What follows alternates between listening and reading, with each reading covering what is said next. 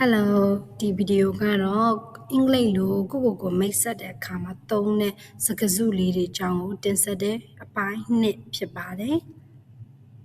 ။အရင်ဗီဒီယိုမှာတော့ဒီ chunk 5ခုကိုလေ့လာပြီးဖြစ်ပါတယ်။အသေးစိတ်သိချင်တယ်ဆိုလို့ရှိရင်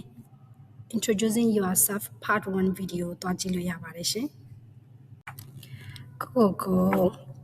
မိတ်ဆက်တဲ့အခါမှာကိုယ့်ရဲ့ဝါသနာတွေအကြောင်းပြောဖို့လိုတယ်ပေါ့နော်အဲ့ခါကျလို့ရှင်ကိုကဘယ်ရာဝါသနာပါလဲဘယ်ရာတွေကိုစိတ်ဝင်စားလဲလို့ပြောဖို့လိုအပ်တယ်ပေါ့နော်အဲ့လိုပြောတဲ့ခါကျလို့ရှင်သုံးလေးကိုဒီနေ့မှမျှဝေမယ်အဲ့ဒါဘယ်လိုသုံးလဲဆိုတော့ I'm really big on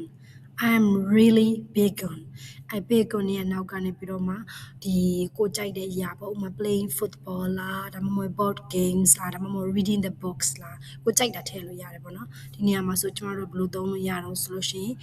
I am really big on playing board games ဒါမှမဟုတ်လဲ I'm really big on board games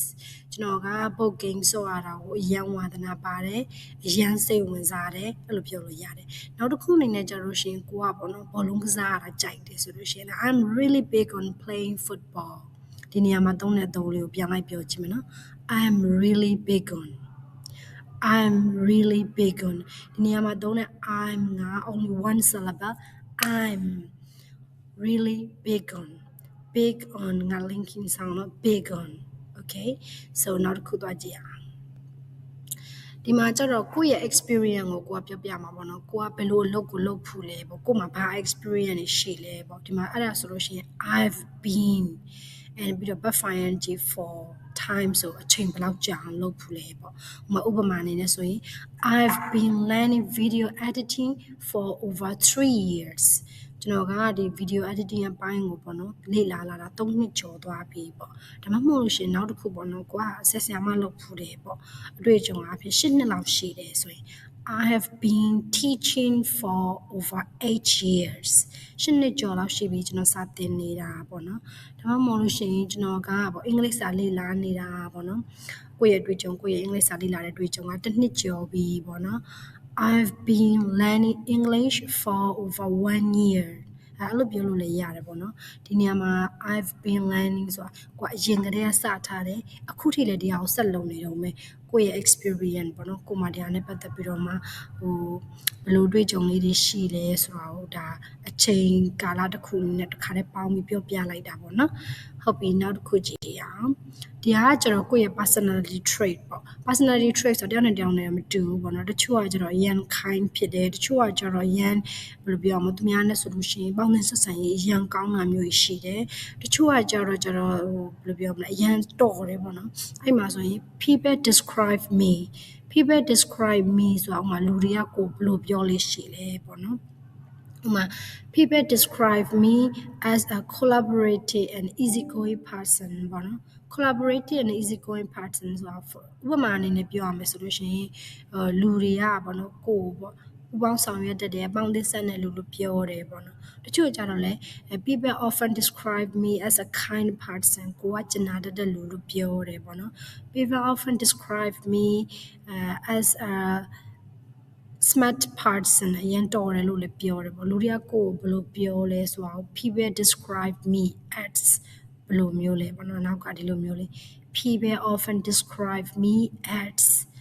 တချို့ကြလို့ရှိရင် people often describe me as a hardworking person အလုပ်ကြိုးစားတဲ့လူလို့လည်းပြောတယ်ပေါ့ဒါကတော့ဒီနေရာမှာကိုသူများပြောတဲ့ဟာလေးတွေကိုထည့်သုံးလို့ရတယ်ပေါ့နော်ကိုသူများတွေရှာကိုဘယ်လိုမျိုးမှတ်ချက်လေးကြားလေးရှိလဲအဲ့လိုမျိုးမဟုတ်ဘူးဆိုရင်လည်းကိုဘယ်နေရာမှာတော်တယ်လို့ထင်တယ်ပေါ့နော်အဲ့ဒါလေးသိဖို့လည်းလိုတယ်ပေါ့နော်ဟုတ်ပြီနောက်တစ်ခုကြည့်အောင်နောက်တစ်ခုကကျတော့ကိုရဲ့ပေါ့ရည်မှန်းချက်ပေါ့နော်ကိုမှာ goals တွေရှိရမယ်ဘယ်လိုမျိုးဖြစ်ချင်လဲပေါ့နော်ဘာတွေလုပ်ချင်လဲဒီမှာဆိုလို့ရှိရင် I'm looking to ဒီကခုနဟာနဲ့တူတူပဲ syllable one syllable အတန်ပဲထွက်ရမယ် I'm looking to ဒီမှာဆိုရင်ဥပမာပေးထားတာက I'm looking to master my spoken English skill online ကိုကပေါ့ဒီ online ကတစ်ဆင့်အင်္ဂလိပ်စကားပြောစွမ်းရည်ကိုကောင်းကောင်းတက်မြောက်အောင်လုပ်ဖို့ရည်မှန်းထားတယ်ပေါ့နော်အဲ့မှာကိုကြိုက်တဲ့ goals ထည့်လို့ရတယ်ဘာတွေလုပ်ချင်တာလဲဥပမာ I'm looking to improve my English skill by watching Aju 97ကျွန်တော်က Aju 97ကိုကြည့်ပြီးတော့မှကျွန်တော်ရဲ့ English skill တွေတိုးတက်လာဖို့အတွက်ရည်ရွယ်ထားတယ်ပေါ့နော်အဲ့လိုမျိုးသုံးလို့ရတာကိုယ့်ရဲ့ရည်ရွယ်ချက်တွေနဲ့ပတ်သက်ပြီးတော့ပြောတဲ့ဟာပေါ့နော်Okay ဒီအပိုင်းကတော့နောက်ဆုံးပိုင်းရောက်သွားပြီကိုကအားလုံးနဲ့တွေ့ရတာဝမ်းသာတယ်အားလုံးနဲ့လို့ခင်မင်ဝင်ရတာဝမ်းသာတယ်အဲ့ဒီသဘောမျိုးပြောမှာပေါ့နော်ဒီလူတွေကိုတွေ့ရဝမ်းသာတယ်ဆို it's pleasure to connect with you ဒါမှမဟုတ် it's pleasure to see you အဲ့လိုပြောလို့ရတယ်ပေါ့နော်ဒီနေရာမှာသုံးတဲ့ it's ကလည်းအတန်တန်ပဲထွက်ရမယ် it's okay it's a pleasure to connect with you all today အားလုံးနဲ့တွေ့ရတာဝမ်းသာပါတယ်အားလုံးနဲ့ခင်မင်ဝင်ရတာဝမ်းသာပါတယ်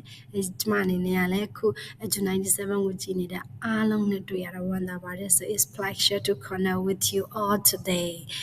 ဒါမှမဟုတ်ရင်ဒီနေရာမှာ see တို့ meet တို့ပြောင်းသုံးလို့ရတယ်ပေါ့နော်ဒီကတော့ကိုယ်အဆင်ပြေသလိုလေးပြောင်းသုံးလို့ရတယ်အခုလိုမျိုးဗီဒီယိုလေးကြည့်ချင်တယ်ဆိုလို့ရှိရင် Aju 97ကို like and subscribe လုပ်ခဲ့ပါတကယ်လို့ Facebook မှာဆိုလို့ရှိရင်တော့ Learning is a process ဆိုတဲ့ page ကိုလာရောက်လေ့လာလို့ရပါတယ်ရှင် bye bye